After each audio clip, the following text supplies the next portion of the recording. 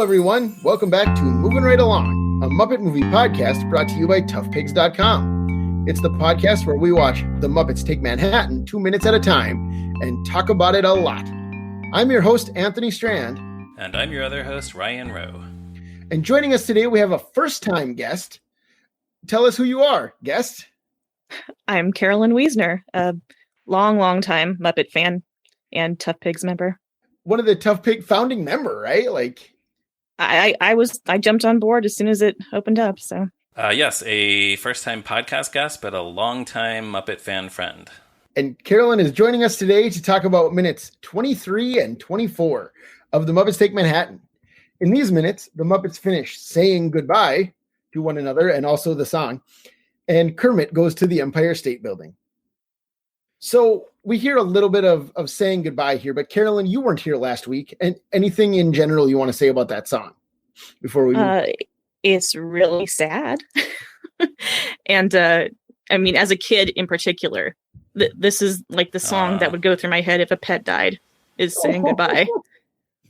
And I was just talking to my sister about it, and she's like, yeah, when our dog Dexter died, I was thinking of saying goodbye. And she's like, actually, Muppets Take Manhattan, the whole thing is sad, not just that song. So it's kind of an interesting way to view this movie, that it's got a lot of down parts to it. Well, it does, and also like these 2 minutes are all a down part. Like there's nothing funny in this entire scene. Yeah, I feel like we should apologize to you for giving you these minutes, because this is one of the saddest parts. Well, I love sad. Sad's great, but also watching this, I'm realizing that even though this song is sad, it's also kind of absurd, because if they were just people, talking to each other and saying goodbye, it's like, okay, it's a goodbye scene. But I mean, there were chickens and dogs and things riding buses, and Fozzie has a teddy bear. So it's still a little absurd. It is, but that doesn't really occur to you when you're just watching it. No, especially not as a kid. But when I sat here and rewatched the same 2 minutes over and over again, yeah, it seems a little silly that a bunch of Muppet heads pop up around Fozzie holding a bindle and a teddy bear on a train. Right, but that says a lot about how much the audience has just come to accept and love the Muppets as characters. They're just people. Yeah. Yeah. So I guess we should get into some of the specifics here. So we start with Rolf, who's saying, we'll meet again, not sure quite where, and I don't know just when. Which we talked about Rolf on the bus last time, I think. But this is followed up by the Electric Mayhem, who are all hitchhiking together. And it's a really cool shot where it starts with just a close shot of Ralph's head sticking out the bus as he sings, and then the camera continues to follow the bus as it goes down the road, and then it kind of pans over to see the Electric Mayhem on the side of the road. Right. And like you mentioned in an earlier episode, Ryan, that like the Electric Mayhem are all a unit in this movie, more than anyone else, really. And like that's never more striking than it is here, where the Muppets are all going their separate ways, but the Electric Mayhem are all staying together as a group to like find their fortune by, as a unit, not as like 5 individuals scattered to the wind, Yeah, they're not going to 5 different places. Right. Which like reminds, do you guys remember in the Kay Ballard episode where Floyd thinks that the Muppet show isn't hip, so the band threatens to quit the show? Yeah. That's kind of what this reminds me of, because like they're all going to quit together as well, right? Like it's not just Floyd quitting, it's like the whole band is going to quit because they're a team. Right. Yeah.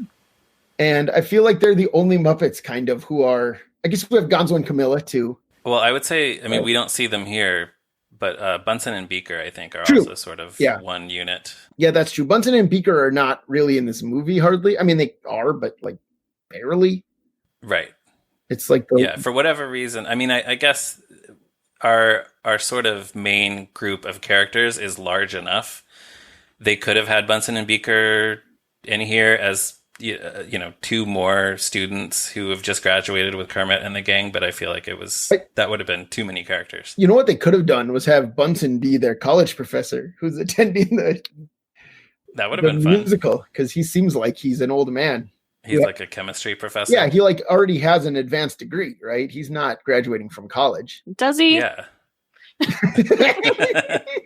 Oh, well, actually, I also wanted to point out. So the Electric Mayhem are hitchhiking on the Pennsylvania Turnpike. You can see the sign in the background. I looked this up on Wikipedia. This is an east-west toll highway which runs for 360 miles across Pennsylvania, from the Ohio state line to the New Jersey border. So I guess I don't know if this. We see later that the band. Oh no. Okay, so we see later that Ralph ends up in Delaware. So if he's taking this bus, I think it is plausible enough that the bus would go on the New Jersey Turnpike for part of that trip. Well, and aren't the Electric Mayhem in like Wisconsin? Yeah, I forgot to look up where they end up. Way out west of New York, like. Yeah. I mean, they're like at some sort of polka festival. I thought they were in Pennsylvania, but not my minutes. Are they? So. Maybe they are. Yeah, maybe they. Anyway, I was going to say that I noticed the turnpike sign as well because we don't have turnpikes in the Pacific Northwest, and I had to look it up. And like, it's the only thing I've only heard it associated with like New Jersey or Pennsylvania. There's no Oregon or Washington turnpike. I don't know why. No, I don't think I was familiar with turnpikes until I moved to New York City, or like I had heard of the New Jersey Turnpike, but no, they don't have them in Texas. I don't know why, but. Yeah, I don't know. Yeah, I still don't know I still have no idea what it means. Like we don't have them anywhere I've ever lived. Well, it's a pike, and you drive your car on it, and sometimes you turn. I don't know. Ryan, a pike is the name of a fish, man. Like, that's not the name of a road outside of the context of the whole road is shaped like a fish. That would be fine. Oh, okay. New Zealand, that dude's going to show up later. Yeah. I don't know. We in Texas cities, we didn't have turnpikes, but we had loops. Did you guys have loops? Like traffic circles? Like a big loop that goes all around the city. In San Antonio, there's Loop 410, which goes all over the city, and then Loop 1604, which is on the outside of the city. Yes, St. Louis and Kansas City have those, which are near where I used to live, but not where I live now. So nothing. Oh, okay. So no. Yeah. Interesting. But yeah, so we see Fozzie, and Fozzie's holding the teddy bear, and he's riding the rails like a big boy, and it is so cute. Why does he have a teddy bear, gang? Well, Fozzie had a teddy bear in the Great Muppet Caper too. Yeah, is that right? I don't know if it's the same one, but yeah, I guess it's it's a comforting thing for him. Do you think that Fozzie stole Big Bird's teddy bear on the highway? No, no, Fozzie wouldn't do that. And Big Bird's not Jay Leno, so extra wouldn't do it. Yeah, that's true. He only steals from his hero, his comedy Jay idol. Leno. He doesn't think of Big Bird the same way. No, he has two comedy idols. It's Jay Leno and Milton Berle, but not Big Bird. Right. But do you think Jay Leno has a teddy bear? He has a car shaped like a teddy bear. Probably. All right. So, anyways, Fozzie sings some more lines. We see the Fozzie has the line "Wanna smile, wanna cry," saying goodbye, which I think is another very good poetic line in this song. Well, and I think also like the line right before that is "You're in my heart, so until then," which like as Muppet fans, I'm talking about like the online Muppet community, right? As like friends who don't see each other in person much. Right. We talk about that kind of stuff a lot. I think we talk more about like there's not a word yet for old friends who just met or whatever. Yeah. From the Muppet movie.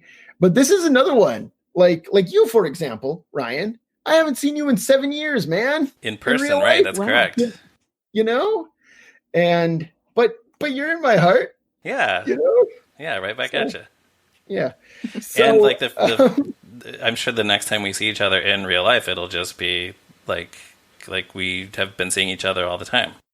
Right, exactly. Yeah. So that's what that line reminds me of always. Yeah. And then the Muppets all agree because Fozzie's head, as I think Carolyn already mentioned, Fozzie's head is surrounded by the whole Muppet gang except for Kermit, and we will see why not Kermit in a second. But we have clockwise from Fozzie, we have Janice, Floyd, Animal, Piggy, Gonzo, and Camilla hugging, like with their arms around each other, which is great. That's adorable. Ralph, Scooter, Dr. Teeth, and Zoot. They're all there. They're all singing la la la la la la la. I'm so glad you named them all in clockwise order. Yeah, I appreciate that too. I felt like we should be complete. I don't know. Yeah. That's what the podcast is for, right? I feel like we haven't seen a shot quite like this in these Muppet movies yet. I was going to say that the shot is very interesting, and my husband does photography, and I was trying to ask him how many exposures is that? Do they have to shoot every single Muppet individually against a black screen and then put together like 12 different frames of film to make this happen? Unless they just did it with a bunch of puppeteers all at once. But I don't know. That might be harder. I don't know. Yeah. So you should get the editor of this movie on here. Or I don't even know if that's who would do it. I forget special effects person. If he's still around. Yeah. But yeah, it doesn't. Yeah, we haven't. It feels a little bit. We were talking before the recording about the music video that accompanied the release of this movie. It feels a little bit like something from a music video, maybe. Just you're thinking about somebody and they're like the moving image of them appears above your head. Yeah, I guess I also kind of had 30s musicals in mind looking at this. Maybe it's because the plot of this movie is sort of a 30s musical, but it seems like Busby Berkeley numbers in the movies would sometimes have a little circle of a head or different layers and dissolves over the top of them. Yeah. Right. The other thing that it reminds me of is actually this same year, the Doctor Who episode Caves of Androzani, where Peter Davison dies and turns into Colin Baker. Right as he's dying, all the heads of his former companions all float around him saying, "Don't die, Doctor, don't die." I don't remember that. And then the Master's head pops up and says, "Die, Doctor, die, Doctor." It's great. But that's 1984 also. So I don't know if it was just like they had some kind of new video editing software that made it easy to surround a character with floating heads. Right, so that's my first thought on that is Doctor Who was all shot on videotape, right? No, exteriors were on film, but yeah, the interiors would have been videotape, which this was. Okay, so I wonder for a shot like that, would they have shot those floating heads on film and then superimposed them somehow? I have no idea. Yeah, maybe. I don't know. I'm sure you could look that up for Doctor Who because every second of that classic series is like documented. Yeah, thoroughly by decades of Doctor Who magazine when the show was off the air. You know, definitely. Yeah. Well, I guess I'm glad that none of these floating heads are telling Fozzie or Kermit to die. Yeah, and the Mayhem do each get their own bubble, even though they're all together. Oh yeah, that's nice. I guess it would look awkward. Oh, I was gonna say too. Do you think Animal is actually singing along with all these words? Because we just saying la la la. We've talked about how Animal doesn't always, or like even before when the whole Mayhem is singing It's Time for Saying Goodbye, we've talked about how Animal doesn't always speak in complete sentences. He has a very limited vocabulary. So is he just kind of following, like he's just like maybe a second behind everyone else, but just following their cue, and it's like it's time for saying goodbye. like that guy in Pee-wee's Big Adventure who says "her ghost" a split second after everyone else in the diner says "her ghost." Mm-hmm. Yeah, like that guy. Animals just like that guy. I'm sorry, I laugh every time I think about Pee-wee's Big Adventure. For good reason. Yeah, it's great. That's a good one. But then so Fozzie's head fades away, and the other Muppet friends all stay for a minute while Kermit is walking forlornly. We replace Fozzie riding forlornly with Kermit walking forlornly. Yeah, and just a quick note from the March. I didn't write it down this time. March 7th, 1983 draft of the screenplay. The draft specifies that Kermit is singing the song as it continues. Like the last voice you would hear singing is Kermit, but that's not what we see in the movie. Yeah, and I kind of think not, because Kermit is just like super bummed out right now, man. Yeah, I think it's better for him to just hear the voices of his friends echoing. Yeah. Well, and he is the one who's staying in the place that they originally went to. He's staying in New York. That's right. Else is. Yeah. Well, supposedly. Yeah. Oh, spoilers, dude. But yeah, so then the music fades, and this is what struck me watching this 2 minutes at a time. The music fades, and we just watch Kermit walk in the dark for 9 more seconds. Yeah. Like while people pass by, shadows pass over him, a siren goes off, right? Like in Big, like New York is a place where sirens go off, always in movies to like signify that it's a big city or whatever. But yeah, like we were talking about, like this is one of the bleakest moments, right? Kermit's friends are all gone. He's just walking sadly, like. But you really get to appreciate Jim Henson's acting ability here. Mm-hmm. Kermit's not saying anything or singing anything. There's not really a lot of music going on in these moments. He's just moving his hand a little bit to give you some facial expression. Yeah, you're right. Yeah. And you feel sad for him. Right. Yeah, poor little buddy. He was good. Yeah, it really works. Jim Henson was good at his job. Yeah. Hot take. Jim Henson was good at his job. Mm-hmm. You heard it here first, folks. And so then the next thing we see, when we finally cut away from Kermit after those 9 seconds, we see the Empire State Building. And then now Kermit's shadow approaching it on a wall. Yeah, I like that shadow. I hadn't really noticed that before, but we see it first before we see Kermit. Yeah. Mm-hmm. Just the lonely shadow of a lonely frog. Yeah, it really helps. And I know that this movie is like far from a film noir, right? It's really not. But like that shot kind of feels like one. Yeah. And I like that. Yeah. Well, and that's probably that seems like a Frank Oz decision there, right? That he would want to play around with that kind of. Probably. I mean, this is his first solo directing job, so I think there's a lot of interesting shots in here. Yeah. Yeah, and I actually forget the name of the cinematographer, but he did a good job with that. Mm-hmm. Right. We will insert his name from our earlier episode where we discussed him. Right. The cinematographer, whose name is Robert Painter, BSc. Yep. That's the guy. That's the chap. And then, but what's the Empire State Building? We should talk about that. Yeah.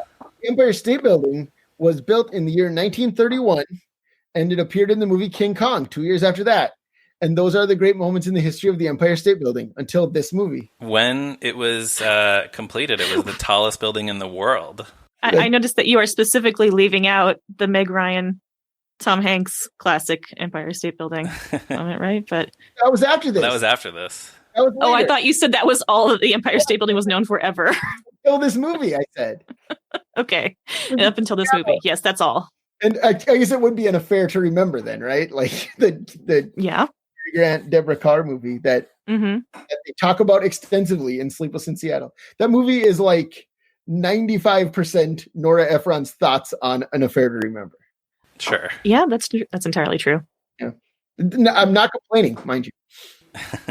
The Empire State Building, though, it was the tallest building in the world until 1972 when the World Trade Center was built in New York. After we lost the World Trade Center, it was still the tallest building in New York until 2012 when the new One World Trade Center went up. But now it's actually number 7 because in recent years, people just keep building these super tall residential buildings and office buildings. So that's kind of terrifying. Yeah, I don't really like it. I want the Empire State Building to be way up there on the list. But yeah, it's number 7 now. It'll probably just keep going down. Right. That's weird. Everyone wants to have the tallest building. Yeah. Have you guys both been up on top of the Empire State Building? I have a long time ago. Actually, not since I've lived here, even. Not since I've lived in New York, because the line is always really long and it doesn't seem worth it. But I have been there many years ago. So I've never been there. We went when the last time I was in New York, which again, 7 years ago, my wife Roz and I went up to the top of the Chrysler Building instead. Mm. And I think it was because the lines were shorter. That makes sense. When we went, I was an older teenager and it was a very cloudy day. So there wasn't much line. And we're like, we're just going to do it anyway. And so we kept like looking for little glimpses of the city and amongst the clouds. That's kind of fun though. Yeah, cool. It was. So there wasn't too many people up there. So it was a little more fun. Yeah. And I reread your interview with, what was his name? David Mish, the person who did polish in this script. Yes. So were you going to mention that? Yeah. That do you want to mention wanted that? Something different? Oh, well, you're the one who interviewed him. So go ahead. So in our Tough Pigs interview with David Mish, who was a script consultant, he worked with Frank Oz on these drafts. He mentioned a gag that he wrote that didn't make the final cut. Like it was never even filmed. But he said, when Kermit, distraught at his failure to get the show on Broadway, goes to the Empire State Building at night and takes an elevator to the top, I suggested that when the elevator arrived, The camera should stay on Kermit as, in the background, 2 gigantic gorilla legs exit the elevator. I do not like that, actually, so I'm glad that didn't. It doesn't work for this movie. No, well, I think it's a funny idea, but it would be completely inappropriate in this scene.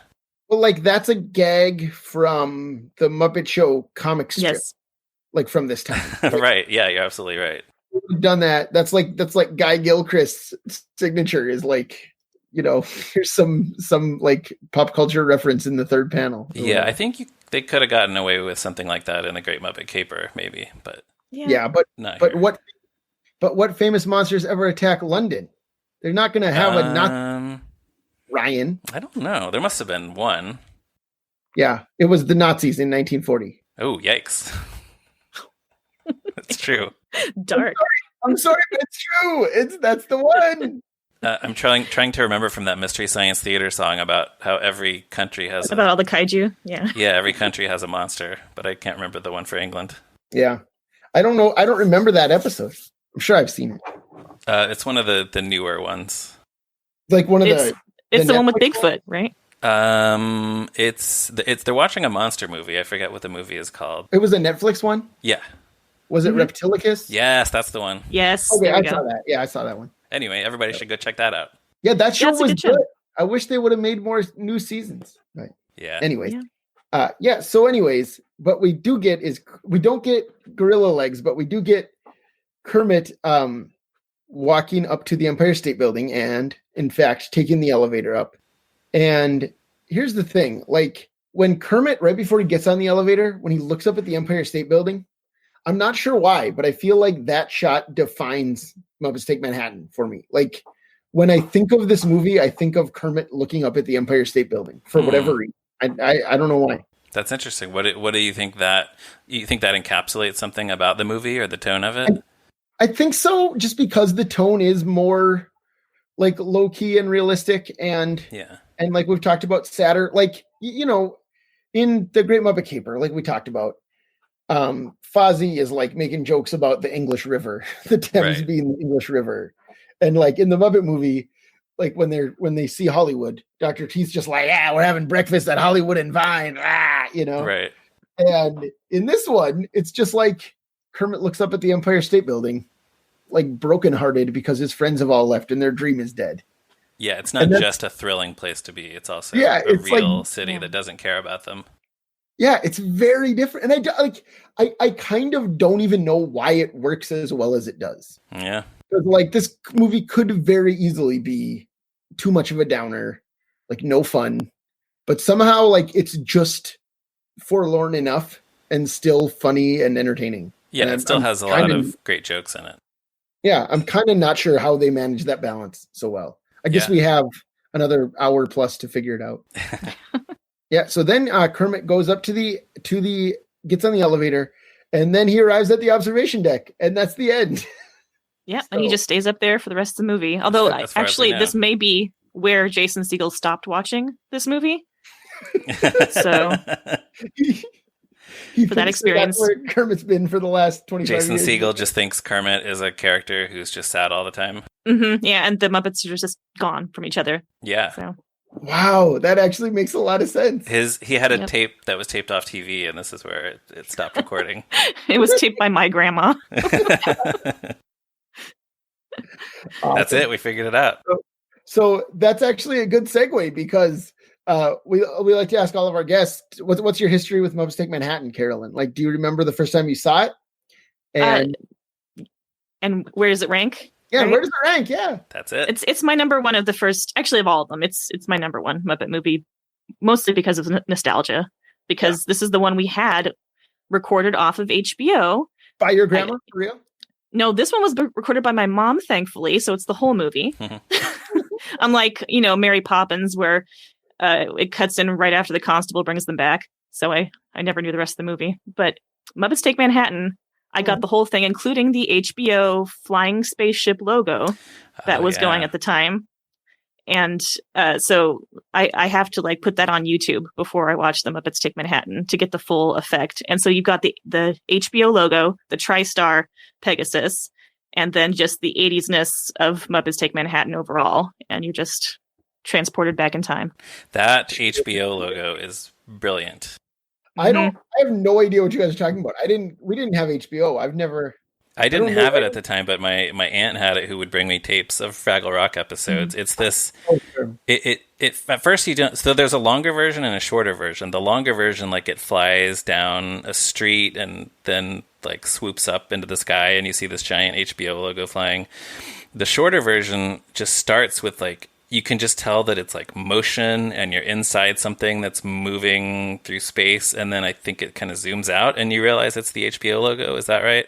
Yeah, that's about right. And there is a making of on YouTube as well, just so everyone knows. And this is called the HBO Spaceship.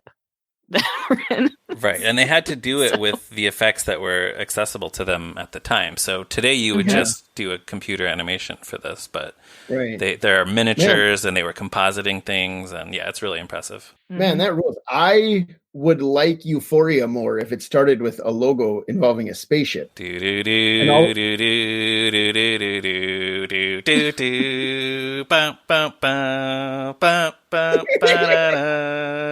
now Euphoria.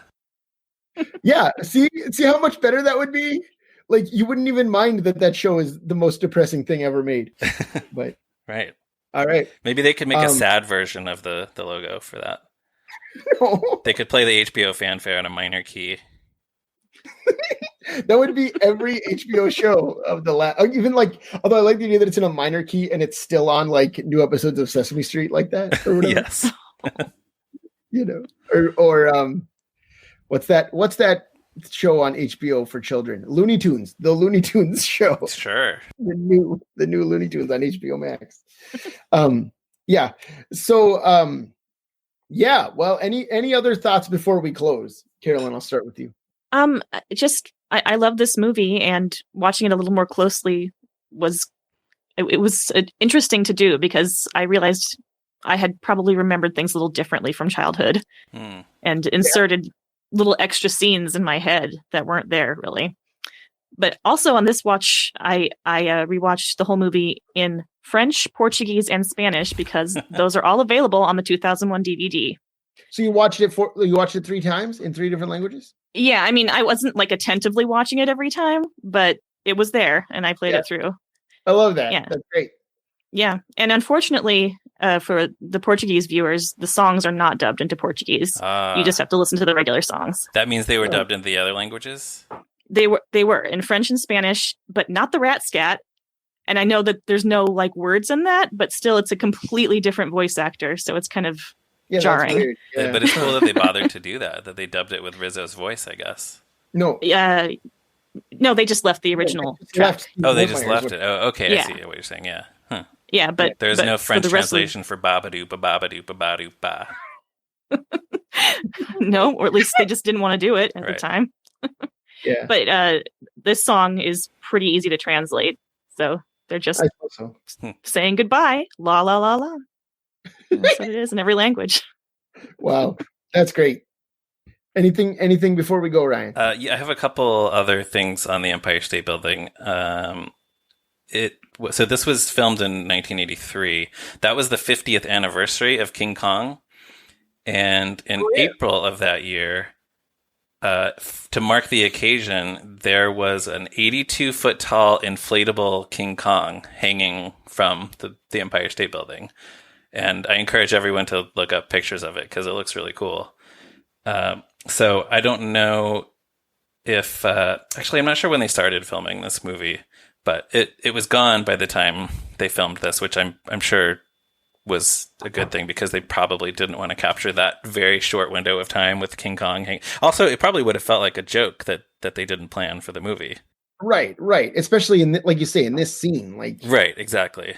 So it's when real life becomes too gaggy for Frank Oz. Yeah, exactly.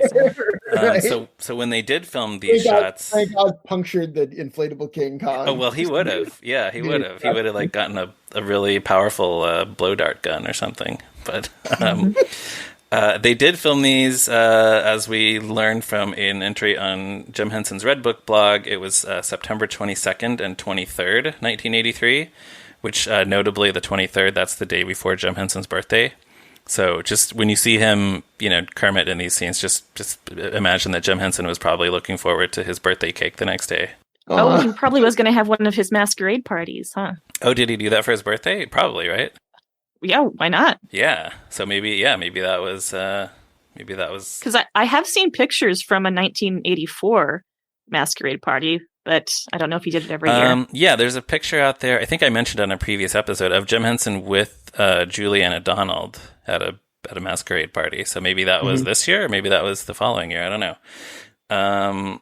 Also, during a video chat with Frank Oz and Dave Goelz, hosted by the Museum of the Moving Image this year, Frank talked about how when they scouted the Empire State Building as a filming location, the lighting looked perfect. Like it looked exactly like, I guess he wanted the Empire State Building to look. But when they arrived to film these scenes, the lighting was all green because it was German Day.